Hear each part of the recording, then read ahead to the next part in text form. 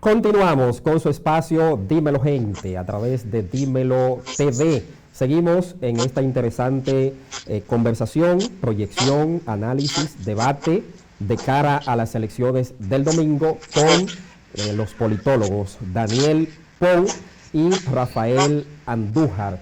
En esta parte quiero comenzar con el doctor Pou. ¿Cuál es el peso del dominicano o del voto del dominicano en el exterior? Sí, el padrón dominicano en el exterior cuenta 2.000 personas, a pesar de que en el exterior tenemos cerca de 2.2 millones de dominicanos residentes, pero por lo visto la mayoría nunca se ha entusiasmado en empadronarse y otros pues se encuentran de lugares donde podrían votar muy distantes. Y bueno, de eso en el historial más reciente del voto dominicano en el exterior, el promedio de votación es de un 50%. Esta vez hay algunos países como Canadá y como me parece Panamá que no ofrecieron la respuesta a tiempo para poder instalar la logística de las elecciones de acuerdo a lo que declaró el presidente de la Junta Central Electoral. Esto indiscutiblemente que disminuye la dimensión del padrón. Sí, las cifras de votación en promedio continúan, al igual que en otros eventos electorales, estarían votando cerca de unos 280.000 dominicanos en el exterior. Una cifra que es considerable porque es un voto que podríamos decir podría inclinar de manera sorpresiva la balanza en términos de resultados hacia un lado u otro. Entonces, es un voto que debe tomarse en cuenta y hay que ver qué trabajo han realizado las diferentes organizaciones políticas que están participando en este torneo del 5 de julio para obtener o recoger los mejores frutos de esa cantera de votos. Andújar, en ese mismo orden, ¿cómo va a incidir la pandemia en el voto del domingo? Hay quienes han planteado que eso podría incrementar los niveles de abstención, tanto en lo nacional como de los votos dominicanos en el exterior. Bueno, mi caso decir que va a aumentar la abstención no me gusta, porque quisiera que votara las personas y las encuestas andan diciendo que va a votar hasta un 77%. El promedio es 70%. El promedio. Hubo una vez en el 94 que llegó a 88%, solo un 12% de abstención, o sea, algo increíble. Y en el 90 al revés, 39% de abstención. Eso fue cuando se cayó la parte del PRD dividido. Mira, la abstención, según los estudios que yo he llevado siempre de las votaciones, tiene que aumentar. O sea, la participación tiene que ser menos que el año pasado. Son dos razones solamente. La división del PLD en ese grupo de personas, esa poblacional, la división es el deterioro de la marca y hay una parte de gente que se desmotiva y no vota, que corresponde al PLD. Eso yo lo estudié cuando el PRD se divide con Hipólito Yatuey y la abstención aumentó 1 punto y pico. Yo creo que tiene que haber un aumento de la abstención, así mismo, de 1 punto y pico por la parte del PLD dividido y de 1 punto y pico por la parte del COVID. Si tú lo ves así, en ese escenario son 50.000 votos cada punto. Si lo vemos Si lo vemos que participa el 65%, son 49,000, pero si lo vemos que es el 70%, que vienen 5 millones, viene siendo 5.200.000, entonces un punto son 50. Yo creo que eso va a motivar a mi cálculo, que no me gusta decirlo, de 150,000 a 300,000 votos que deberían participar, no van a participar en lo normal. O sea, yo entiendo que no llega al 70%, que se puede quedar el 65 y algo, es mi creencia, pero las encuestas están marcando que va a haber una alta participación. 77 dicen algunas, 72 otras. Para usted, Daniel, ¿cuáles son las fortalezas, las debilidades, las propuestas de los candidatos, tanto del candidato oficialista Gonzalo Castillo, de Luis Abinader, el principal candidato opositor, y también del expresidente y nueva vez candidato presidencial Leonel Fernández? Sí, yo creo que las propuestas de los candidatos, la mayoría están enfocadas a temas macroeconómicos, más que a temas institucionales que tienen que ver con Estado de Derecho, incentivos a la democracia y transformaciones de las vías en que se constituyen los contrapesos del Estado.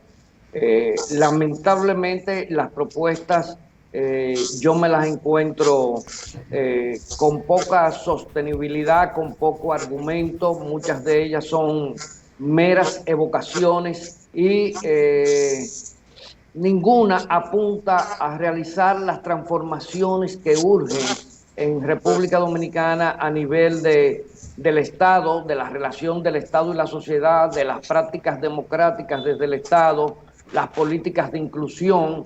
Lamentablemente el ciudadano en República Dominicana sigue siendo un voto útil para legitimar los gobiernos que se vienen dando cada 4 años, pero el ciudadano no participa de los procesos de las grandes tomas de decisión. Entonces, yo particularmente creo que estas propuestas no satisfacen las expectativas. Hay algunas propuestas que podrían resultar interesantes, pero no se explican cómo se van a hacer.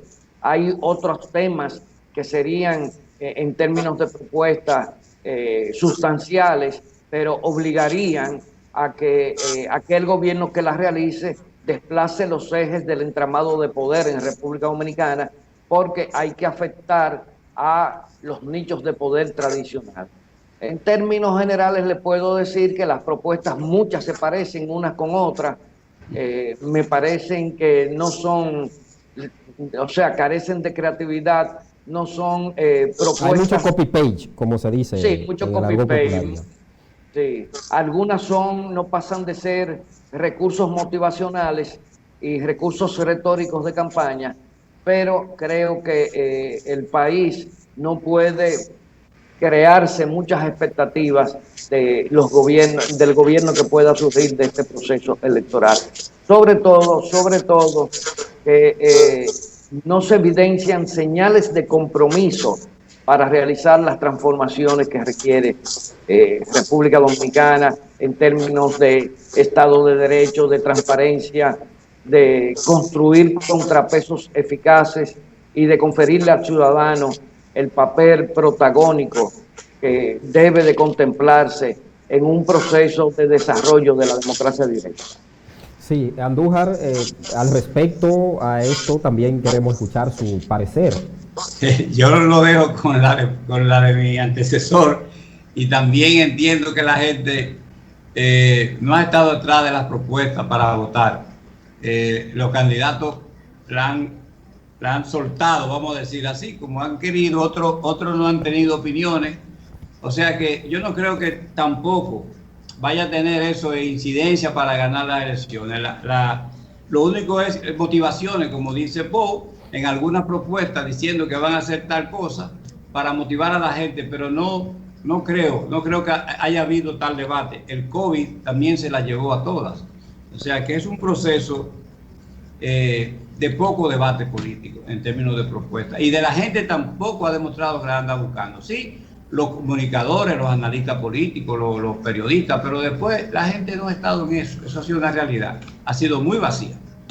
En ese mismo tenor, ya en lo que concierne a la Junta Central Electoral, ahora hay un elemento distinto de que no se va a utilizar el sistema automatizado de las votaciones. ¿Esto cómo puede afectar o beneficiar el proceso, ya lo que es a nivel del desarrollo del mismo el domingo y también de obtener los resultados electorales, tanto en el ámbito nacional como en las provincias y en el exterior?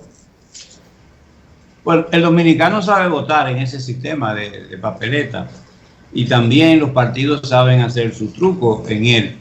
Pero yo entiendo que la gente sabe votar en las papeletas tradicionales aquí en República Dominicana y que va a haber una votación. Ahora, todas las actividades malavidas que hacen los partidos para impedir que un voto llegue o no llegue, eso puede darse en las urnas, como también la capacidad de transporte de personas, la capacidad de recursos que pueda demostrar para llevar a la gente a votar. Eso va a tener una incidencia real en las elecciones, pero no creo que la boleta vaya a afectar. La gente aquí sabe votar con ella. Siempre los votos nulos están. Ese 5% que merma un poquito, pero siempre está. Yo creo que la gente sabe votar con esa boleta. Eso ha sido lo que se ha usado generalmente en el país desde hace mucho tiempo. Que ahora va a ser más grande, sobre todo la de los diputados, es inmensa. Pero el país sabe votar con ella. Sí. Daniel, sí, yo me mantengo en la tesitura de mi colega Rafael Andújar. Aquí la gente sabe marcar boletas, pero en esta puede producirse una situación que puede inducir a la anulación de muchas boletas, que quizás pueda sobrepasar el 5% que señala don Rafael.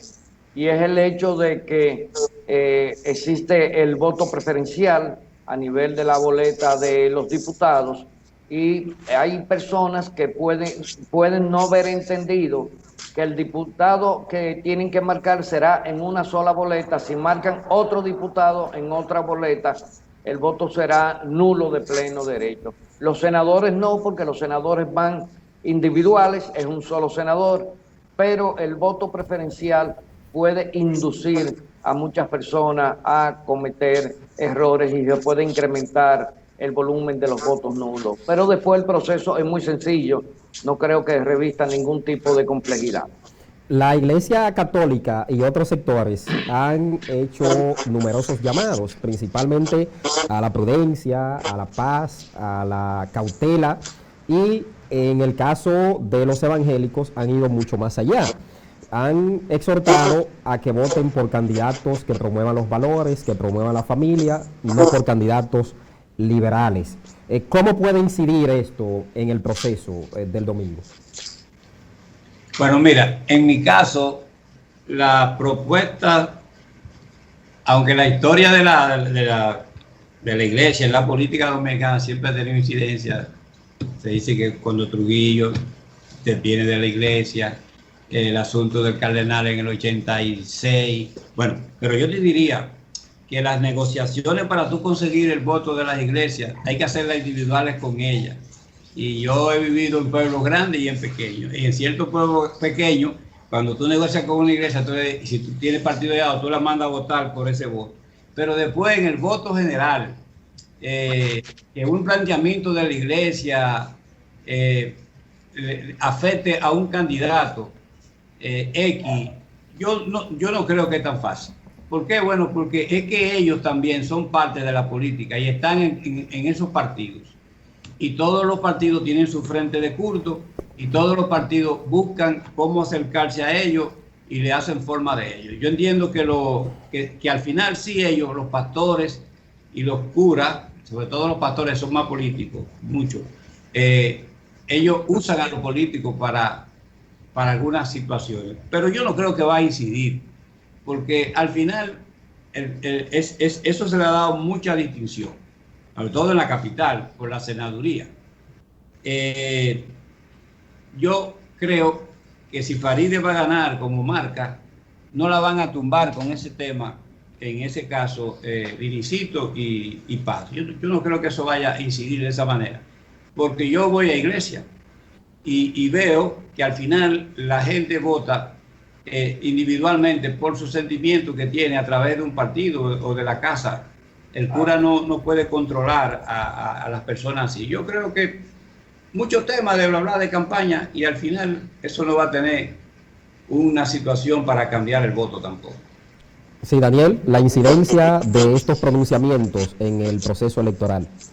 Sí, yo creo, como lo dice Rafael, que cada culto, cada iglesia negocia con los candidatos. No creo que las iglesias, por más organizadas que sean y por más correlación que muestren en términos ideológicos, pueden manejar el voto de sus feligreses de esa manera. En términos particulares, yo creo que los influjos que definen el escenario político incluso son superiores a las tendencias que se puedan producir dentro de la clerecía de las diferentes iglesias. No le doy mucha trascendencia, sencillamente las iglesias han formado parte de muchos acuerdos soterrados que no están justamente sostenidos sobre temas de creencia, sino sobre temas de conveniencia, más bien para algunos de los miembros de la cúpula de la iglesia. Por ahí andan conversaciones de cómo un famoso líder cristiano sostiene una conversación, es una grabación de una conversación donde se está tramando un acuerdo que no tiene ningún fundamento en términos de creencia, es un acuerdo sencillamente de conveniencias. Y yo creo que todas las iglesias han tenido mucho expertise en formalizar, en lograr consolidar esos acuerdos de conveniencia.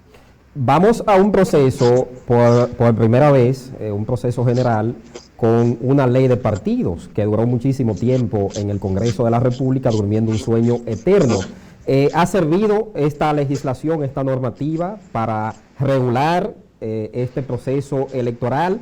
¿Cómo ha impactado? Si lo ha hecho positiva o negativamente, los candidatos, los líderes políticos, las agrupaciones, ¿están acatando, están respetando lo que establece esta legislación? Bueno, esa ley la tenemos, pero el Tribunal Superior, el Tribunal Administrativo, el Tribunal Constitucional le ha ido quitando artículos, o sea, hay una serie, cantidades de artículos. Aunque vi un tuit de Pou criticando a alguien que quería, que no se había dado cuenta que ya la parte de de los delitos por el asunto de las redes, sí. Eso ya fue abolido.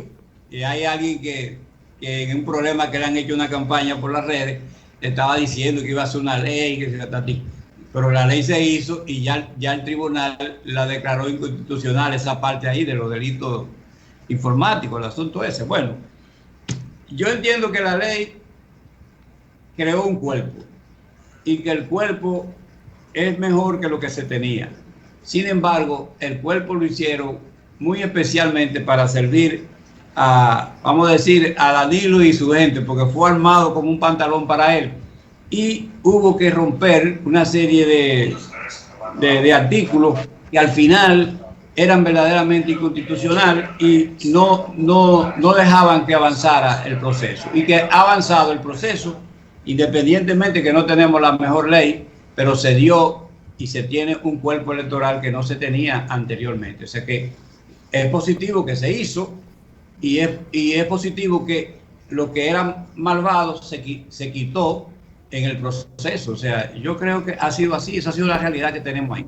Sí, Daniel, con relación a la ley de partidos, ¿esto ha sido beneficioso para el sistema y sobre todo para este proceso, por primera vez aplicando esa normativa? Hay que hacer la distinción entre la ley de partidos y el nuevo código electoral. La ley de partidos fue mutilada primero porque lamentablemente en nuestro Congreso no se mostró la capacidad de evacuar un cuerpo jurídico, como es una ley, que no presentara tantas tumoraciones y tantas deformaciones como la que se presentó. Las mejores intenciones que albergaba esa ley, como detener la mercantilización de las candidaturas, el trasiego a cambio de dinero de individuos de un partido a otro, nada de eso se logró. Y peor aún, la ley no logró una de las cosas, de los elementos fundamentales en que radicaba la propuesta, que era el hecho de impulsar las prácticas democráticas dentro de los partidos. Entonces, esa ley quedó desvertebrada de manera lamentable, y no creo que sea porque se hiciera a la medida y a la anchura de Danilo Medina, porque esa ley la aprobaron legisladores tanto del Partido de la Liberación Dominicana como del Partido Revolucionario Moderno. Lo que pasa es que es una ley que le servía a una práctica que esas dos organizaciones han realizado de manera recurrente. Y pues sencillamente eso es uno de los graves problemas que presentamos hoy en día. Después, la ley del Código Electoral es una ley que podríamos decir aceptable. La de partidos, lamentablemente, quedó desarticulada, y lo que queda hoy más bien son vetas de temas administrativos de partidos políticos, pero que en poco ayudan a hacer que la democracia a nivel de las prácticas internas de los partidos pues se profundicen. Lamentablemente esto es una deuda que tenemos con el modelo electoral dominicano, y ojalá que en el próximo cuatrenio alguien o algún grupo de los que representen el Congreso Nacional se preocupe y se empeñe en presentar un mejor proyecto de ley de partido. Finalmente, los resultados de las últimas encuestas, principalmente la Gallup Hoy, la Greenberg Diario Libre, la Centro Económico del Cibao, la Marpenc. En el caso de la Marpenc, que daba una eventual o posible segunda vuelta, pero en el caso de las anteriores, dicen que el proceso se va a decidir en primera vuelta. En la opinión de ustedes, como expertos, como politólogos, ¿cuál es el panorama que se visualiza de cara al domingo? ¿Habrá primera vuelta solamente o segunda vuelta? Bueno, mira, el superar el 50 más un voto es un obstáculo legal grande que tiene cada partido. Si tú buscas, después que se estableció la ley, el único partido que lo ha superado 5 veces por grandes alianzas es el propio PLD. Leonel en una alianza de segunda vuelta, Leonel 2 veces después, Danilo 2 veces. El último bloque de partidos que apoyó a Danilo era de 14, cuando eran 26 era de 14. Entonces, bueno, tú dices, el caso, por ejemplo, del PRM, si tú ves como PRD, el PRD cuando fue con Hipólito se quedó en 49.87, le faltaron 4.000 votos. No llegó, bueno. Pero ¿qué pasa? Cuando la ley de partidos no existía, hay un elemento histórico que nos dice lo siguiente. Cuando no existía el sistema de la doble vuelta, en el 62, que salíamos de un gobierno largo de Trujillo, la población votó en manada por voz para un 59%. Cuando salíamos de un gobierno largo de 12 años de Balaguer, la población votó en manada por el PRD y llegó a 53%, ganó 15 senadurías de 27 y hubo que hacer un fallo histórico para quitarle 4, para darle la mayoría a Balaguer. Entonces, en esos 2 momentos ha habido una votación en manada que le ha permitido al partido, aun cuando el sistema no existía, superar el 50 más 1. Otro 50 más 1 que se ha logrado fácil en la política dominicana para ganarle a un gobierno fue en el año 2004, cuando Leonel Fernández le gana a Hipólito Mejía, que llegó a 57 puntos, un buen bloque de partido, el PLD 49, el bloque 8, pero ahí era que el PRD se dividió estando en el poder. Entonces, lo único que se parece a ese momento hoy es eso, que el PLD se ha dividido estando en el poder. Pero en el caso de Hipólito había la división y una crisis económica inmensa que estaba empobreciendo a la gente. Ahora también, por el COVID, también ha habido esa crisis económica. Entonces, por estructura partidaria, superar el 50+1, ningún partido dominicano tiene esa votación. Y por eso se puso. Los elementos que hay son históricos, que pueden darlo. La parte de las dos manadas, 62, 78, y la parte del 2000, del 2004, de cómo Hipólito se cae y permite que Leonel gane en esas circunstancias. Esos son los dos elementos. Los tres Daniel. Hechos históricos. Sí, Daniel, su opinión respecto a esto, de si se va a definir en primera o segunda vuelta el presidente, el presidente de la República. Yo voy a ser muy sucinto. Yo creo que todo va a depender mucho del nivel de votación. Si la abstención es muy alta, es muy difícil que se pueda hacer una elección presidencial en primera vuelta. Si la votación por lo menos llega a algo más del 50%, es posible que se defina en primera vuelta.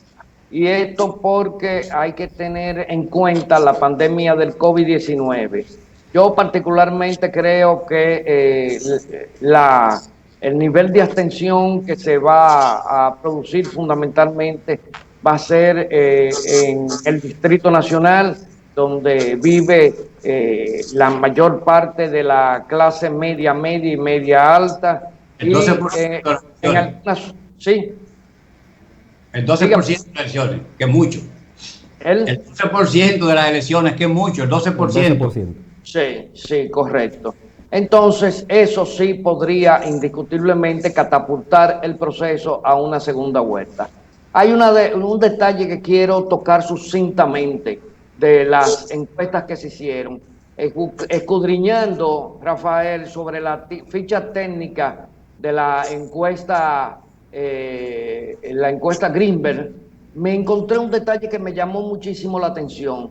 Del universo muestral que ellos eligieron, que eran unas 1.230 y tantas personas, cerca de 600 personas manifestaron que no iban a votar. Entonces ellos trabajaron con una muestra reducida, lo cual rompe la proporcionalidad, porque el universo muestral es una proporción del universo social. Sí. Rafael lo sabe muy bien, es un hombre muy experimentado. Entonces, si tú en un universo muestral tienes la inhibición de casi el 50% de la muestra, inmediatamente las proporcionalidades se rompen. Y entonces esa muestra queda debilitada, y lo que debió de hacerse fue buscar más elementos en la misma proporción que sustituyeran a aquellas personas que dijeron que no iban a votar. Por eso es que yo digo que yo no me siento muy satisfecho con todas estas encuestas, porque incluso la propia encuesta Gallup, que tiene un estilo muy particular, esta vez no determinó el voto de rechazo. La única que tomó en cuenta el voto de rechazo en estas tres últimas encuestas fue la encuesta Greenberg, que le da el mayor voto de rechazo al candidato oficial, pero que solo supera a Leonel Fernández por 2 puntos. Y eso es muy extraño, que un candidato de la oposición tenga un nivel de rechazo tan alto, porque por lo general el voto rechazo lo captura, ¿verdad? Por lo general el candidato oficialista. Por eso es que yo digo que estas encuestas hay que tomarlas. Yo he visto encuestas privadas. Yo he visto 3 encuestas privadas mandadas a hacer por empresarios con grupos muy profesionales, y me quedé maravillado del diseño del instrumento de algunas de ellas, donde ninguno de los candidatos tiene capacidad para irse en primera vuelta. Bueno, se nos ha acabado el tiempo, tanto a usted, doctor Daniel Pou, y también al doctor Rafael Andújar. Quiero agradecerle a ambos su disposición de haber aceptado este debate de proyección, de análisis en torno a las elecciones del próximo domingo 5 de julio. Así que gracias infinitas a ambos. Bueno, gracias a usted. Gracias. El doctor Daniel Pou, politólogo y experto en seguridad ciudadana, y el doctor Rafael Andújar, politólogo y catedrático universitario, han estado con nosotros. Agradecer a todos por su fiel sintonía de su espacio Dímelo Gente. Nos reencontramos en la próxima, a votar todos en paz, en orden y con mucho civismo este próximo domingo 5 de julio. Bye bye.